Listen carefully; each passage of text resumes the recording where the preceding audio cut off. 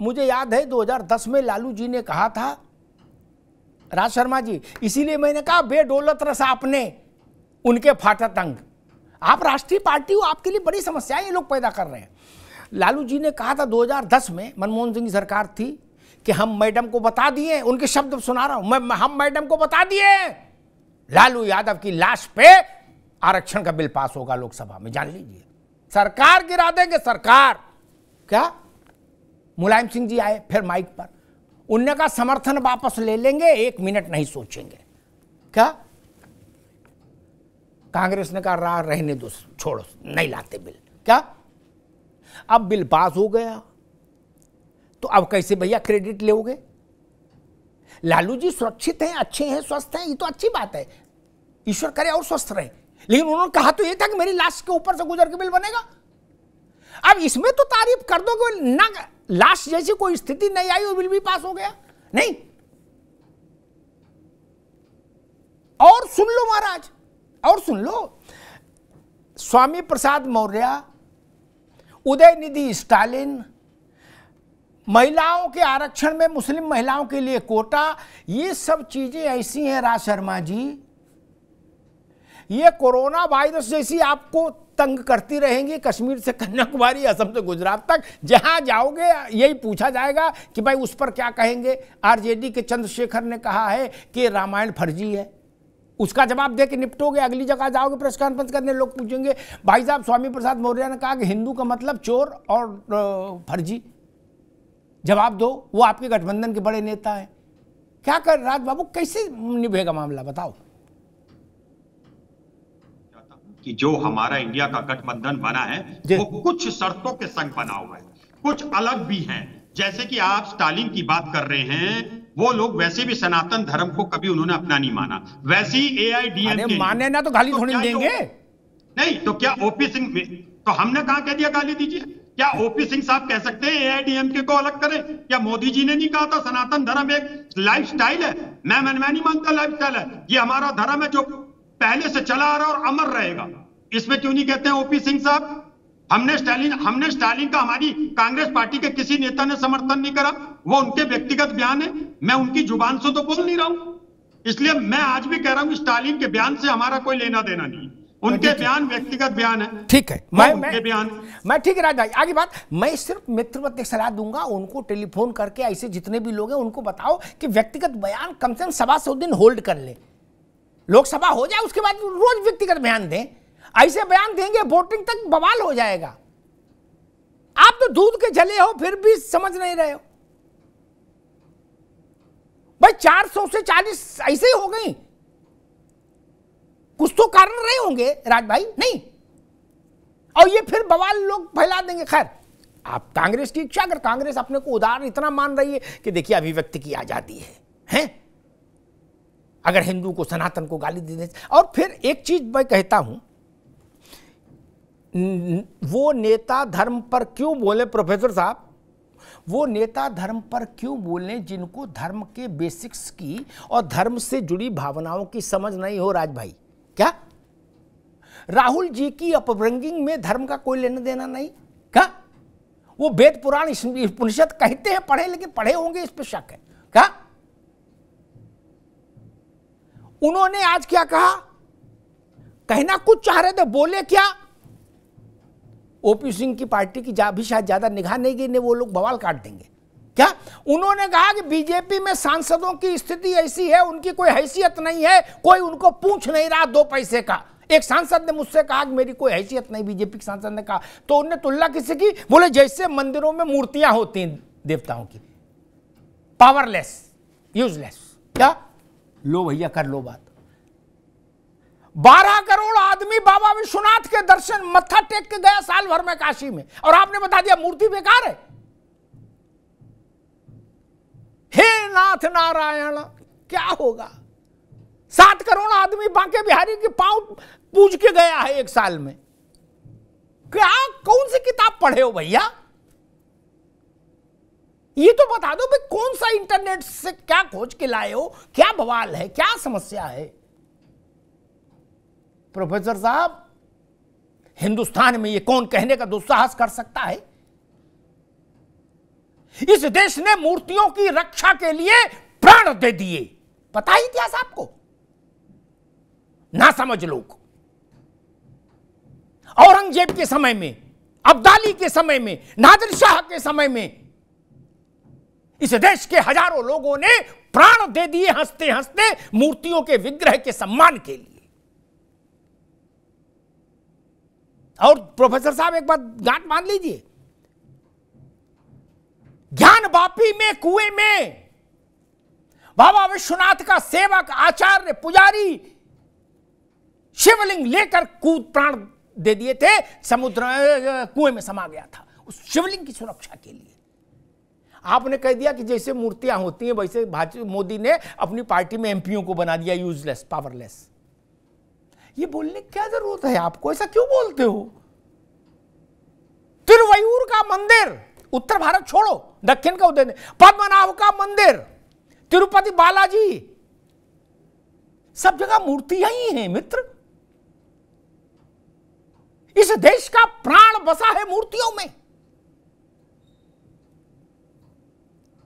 आक्रांताओं ने मूर्तियां खंडित की तो आज तक भारत के मन से वो घाव गए नहीं। आपने, आक्रांताओं ने मूर्तियां तोड़ी थी, रामलला के मंदिर को ध्वस्त किया था, 550 साल युद्ध चला, संघर्ष चला और अंत में विजय हुई। यतस् धर्मो ततस् जयो। और अयोध्या में श्री रामलला का भव्य मंदिर बनकर तैयार हो गया। राजनेता ऐसा कैसे कोई बोल सकता है कि पावरलेस होती मूर्तियां? किसी मंगलवार को देश के किसी मोहल्ले में हनुमान जी के मंदिर चले जाइएगा राजबाबू, क्या 100-200 आदमी आरती करता मिलेगा। बनारस चले जाइए, चाहे संकट मोचन, चाहे दुर्गा कुंड, चाहे बाबा विश्वनाथ, आपको पता लग जाएगा मूर्तियों में क्या ताकत है। काशी महाराज से लेके और रिक्शे वाला तक सब लाइन में लगे होते हैं। केदारनाथ, बद्रीनाथ, वैष्णो देवी, मेहंदीपुर बालाजी, सालासर, एक उदाहरण गिनाऊं? मैं 1000 उदाहरण दे सकता हूं। राजनीतिक लड़ाई लड़िए, लेकिन ऐसे उदाहरण मत दीजिए। भाजपा पर 4 आरोप ज्यादा लगाइए, कोई दिक्कत नहीं मुझे। भाजपा डिफेंड करेगी, नहीं कर पाएगी, नुकसान उठाएगी, क्या फर्क पड़ रहा है? न भाजपा देश है न कांग्रेस देश है, लेकिन ये मूर्तियां देश का प्राण हैं। जिन घरों में, ओपी सिंह जी, जिन घरों में ठाकुर जी की सेवा होती है, जागृत देह की तरह सेवा होती है कि नहीं होती है? उनका जागरण होता है, स्नान होता है, श्रृंगार होता है, भोग होता है, रात में भोग होता है, आरती होती है, फिर शयन होता है। नहीं, ये भारत की परंपरा है। सोमनाथ से लेके और मल्लिकार्जुन तक, महाकाल तक, कहीं चले जाइए। मथुरा में बाबा द्वारिकाधीश का मंदिर जाके देखिए, जहां बांके बिहारी की दिव्य मूर्ति विराजित है। एक झलक, पर्दा हटता एक झलक मिलती है राज भाई, हजारों की भीड़ पागल हो जाती है, उन्मत्त हो जाती है और नारा गूंजता है, बोलो द्वारिकाधीश महाराज की जय। क्या ऐसा दृश्य किसी नेता के लिए नहीं होता भारत में? क्या कभी सुना किसी नेता के लिए ये लोग पागल हो गए? नहीं, वो तो कार्यकर्ता होते, उनको आप लोग रुपया पैसा देके लाते, वो नारे लगा देते हैं क्या, लेकिन वो वहां बोलते हैं। बांके बिहारी चले जाइए, सैकड़ों लोग रोते दिखेंगे मूर्ति के सामने। ये बोलने की क्या जरूरत थी कि मूर्ति बना दिया है, जैसे मंदिर में मूर्ति होती है, आइडल्स। कौन लिखता है भाषण, कौन देता है इसी सलाह? सब लोग मिलकर पहले इसी की खोज करो, कैसे भाषण कौन देता है, बता, इसे उदाहरण कौन उनको समझाता है? स्वामी प्रसाद मौर्य की तो समझ में आता है कि चलो उनकी समझ कम हो सकती है मौर्य की।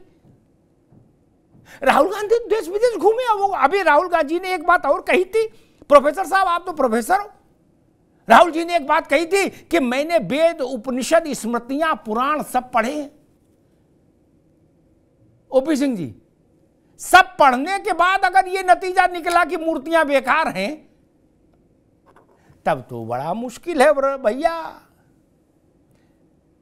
और अंत में कहूंगा, वृंदावन में रहना है तो राधे राधे कहना है। क्या आप मंदिर जाओ नहीं जाओ आपकी मर्जी, लेकिन भारत में विग्रह की अवमानना संभव नहीं। राजेंद्र प्रसाद ने राज्य, भारत के पहले राष्ट्रपति, राष्ट्रपति भवन में मंदिर बनवाया,